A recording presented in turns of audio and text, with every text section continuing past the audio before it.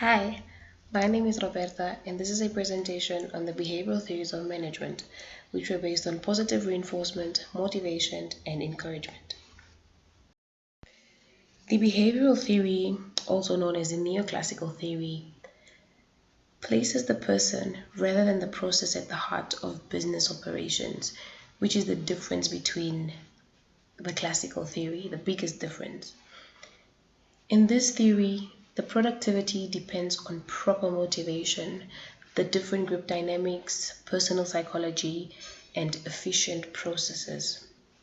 It humanizes business, and feelings have a practical impact on operations. Here, interpersonal relationships also play a very big role. In the behavioral theory, we have four leading pioneers. We have Mary Parker Follett, who pioneered the organizational theory, Chester Bernard, who pioneered the theory of cooperation, Elton Mayo, who pioneered the human relations theory, and Abraham Maslow, who pioneered the theory of motivation. Mary Parker Follett, 1868 to 1933.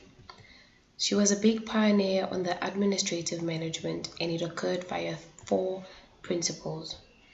The first principle is constructive conflict, and conflict in an organization is inevitable, but it does not need to lead to very negative outcomes. There are three reasons or three ways on how we can respond to conflict. The first one is dominance.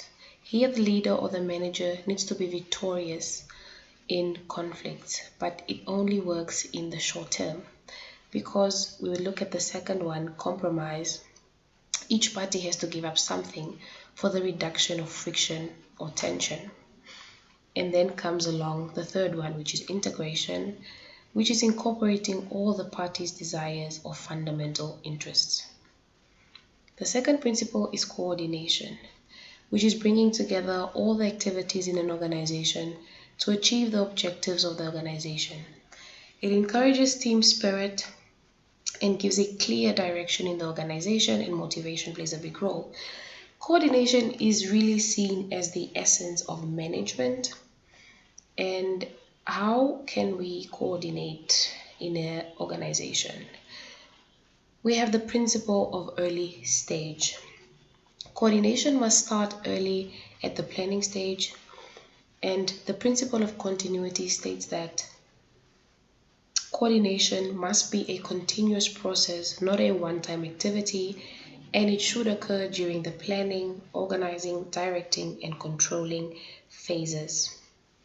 Then we have the principle of direct contact. Managers and subordinates should have a direct contact relationship. This is to help avoid misunderstandings, misinterpretations, and disputes between different dynamics. And lastly, we have the principle of reciprocal relations. So, if we look at decisions and actions, they are interrelated, and departments should be fluid. And because of this, managers need to find out what the effect of a person or a department has on another person and another department in the organization. And then we have power, the third principle, which is power, authority, and control. Power is the ability to make things happen, not through coercion, but through coactive power. And authority is the right to develop and exercise power, having a strong, not overpowering responsibility. And then control is an important aspect to achieve organizational goals and should depend and vary from situation to situation instead of managers controlling subordinates. Under the principle of power, authority, and control, we have depersonalizing orders. This simply means that orders are given based on the situation, not on the person or the individual. Leadership. Someone who can see all around an organization evolving and someone who can energize their group is what makes a good leader. Chester Barnard, 1886 to 1961. He was a big pioneer for the cooperative system type of management, and this kind of management is aware, has an end goal, and is very intentional. Now, a cooperative system can be defined as a system of multiple dynamic entities. Here they share information and tasks, and they have more than one objectives to accomplish a common shared goal or end goal. Formal organizations are very strict and stringent. They have fixed set of rules, procedures, and structures that gain and constrain the behavior of its members. It's very person based, but this person based aspect of feeling is very strict. It is not very human centered.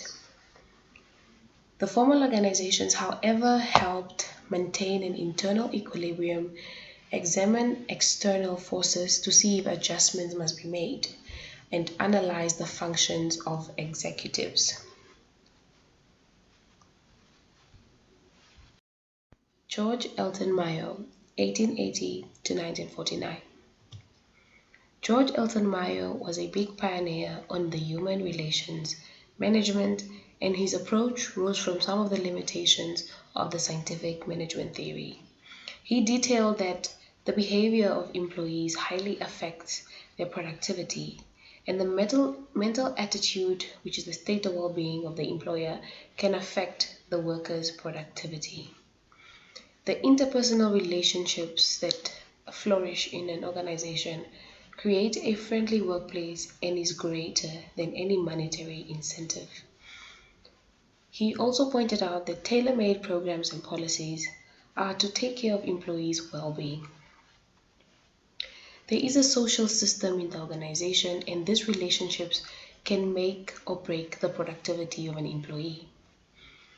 He looked at informal organizations as a very high-risk management tactic because the personal relationships go too far.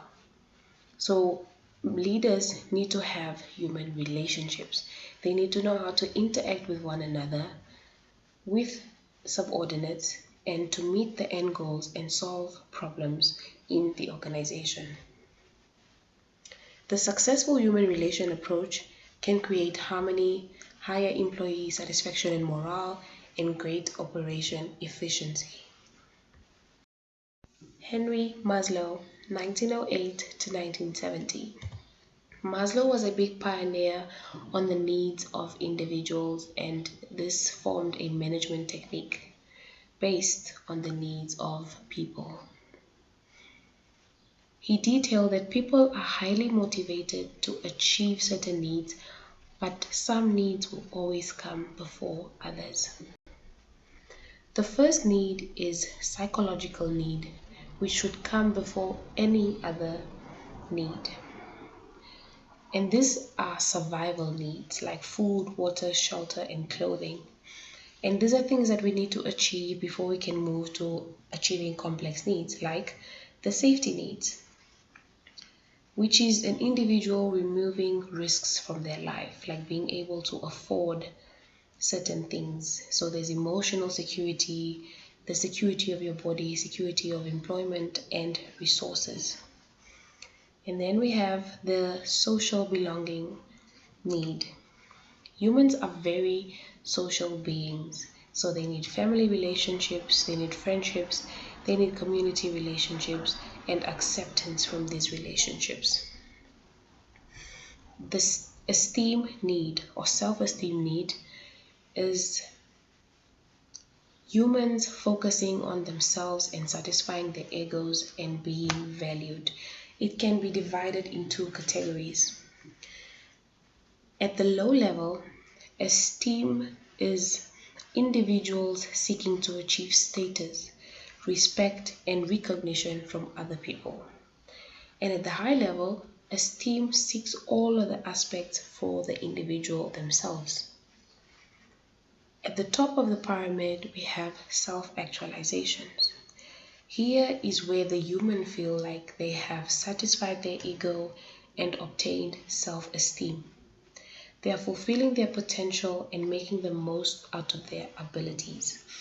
Self-actualization can later on be called the transcendence, which is achieving something beyond oneself, really achieving your purpose in the world.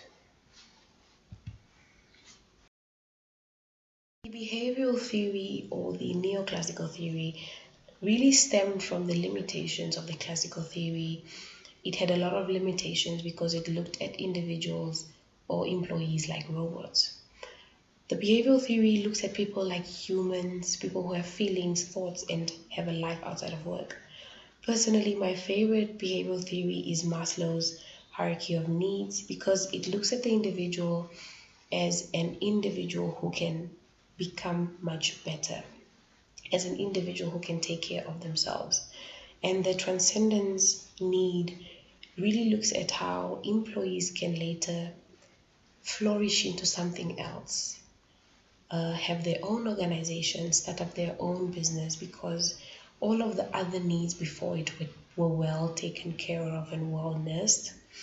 But this is the end of the presentation. Thank you so much for watching.